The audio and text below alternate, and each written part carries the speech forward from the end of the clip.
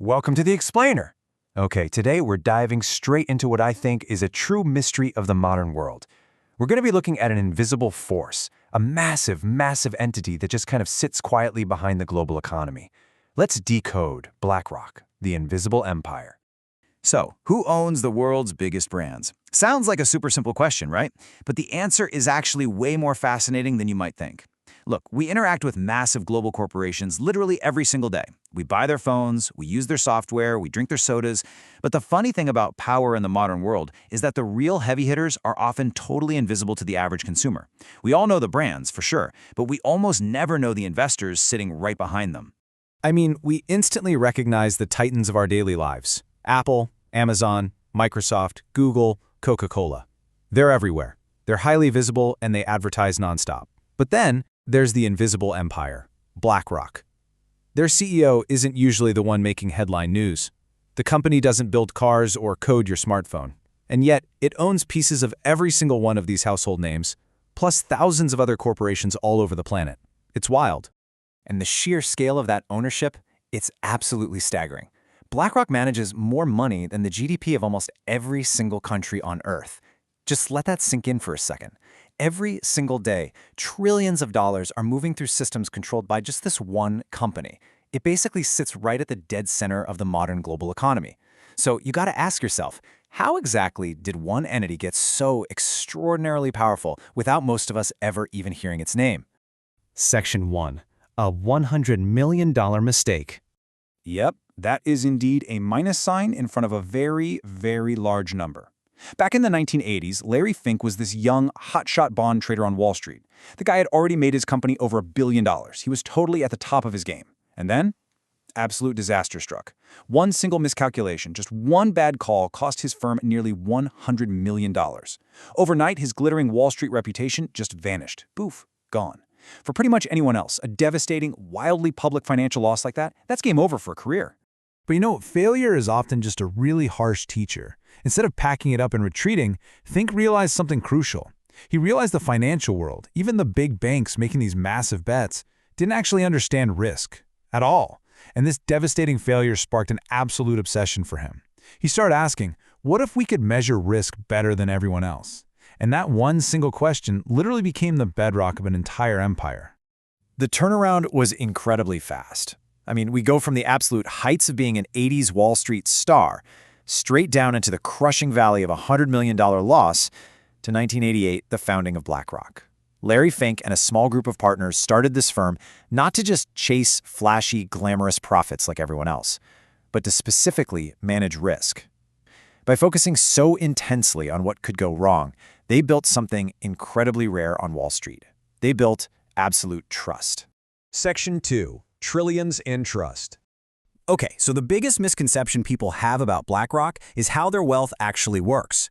They are a financial manager, meaning they don't actually own the trillions of dollars they handle. They aren't sitting on a giant Scrooge McDuck vault of their own gold. See, as global markets got exponentially more complex over the decades, investors desperately needed someone they could trust to navigate all that risk. So they handed their money over to BlackRock to do it for them. And when we toss around the word trillions, it sounds totally abstract, doesn't it? But think about whose money is actually being managed here. We're talking pension funds, teachers, everyday workers, retirees, governments. This is ordinary people investing for their future. It is literally the global public's money, and it's being safeguarded and invested by this single, highly trusted institution. But here is the ultimate pivot point, and this is absolutely crucial. When you manage trillions, executives listen. Capital equals influence. Period. Even though BlackRock doesn't legally own the money, the fact that they manage it makes them the top voting shareholder in thousands of companies. So, if Larry Fink writes a public letter about corporate strategy, corporate boards pay immediate attention. Global markets react. They might not control governments, but they guide capital. And whoever guides capital, well, they shape the future. Section 3. The Aladdin supercomputer. To manage all this massive risk, BlackRock relies on something called Aladdin. It's essentially a financial supercomputer, and it continuously consumes just a staggering volume of daily data, stocks, bonds, currencies, global investments, you name it, along with complex risk scenarios. It acts as the central nervous system for their entire global operation. Aladdin basically helps BlackRock see exactly where the global economy is shifting, way before almost anyone else even catches on. It's gotten to the point where today, experts routinely call Aladdin one of the most influential financial systems ever built. Remember Larry Fink's original obsession with measuring risk after his big downfall? Well, Aladdin is the ultimate realization of that obsession. Because if you can understand risk better than the rest of the market, you can foresee exactly where money and power will move next. Section 4. Who holds the power? Naturally, this unprecedented concentration of data, capital, and influence has sparked a massive debate. On one side, supporters argue that BlackRock acts as a highly beneficial utility. They say it makes markets more efficient and, most importantly, helps millions of ordinary people actually grow their retirement savings. But on the flip side, critics are deeply concerned. They argue that, regardless of the intent, there's just too much influence concentrated in way too few hands. When one single institution holds massive sway over thousands of competing corporations, the questions about who is actually making the big decisions become incredibly complex. You know, throughout history, every era has had its empires. Rome had its legions. Britain had its navy.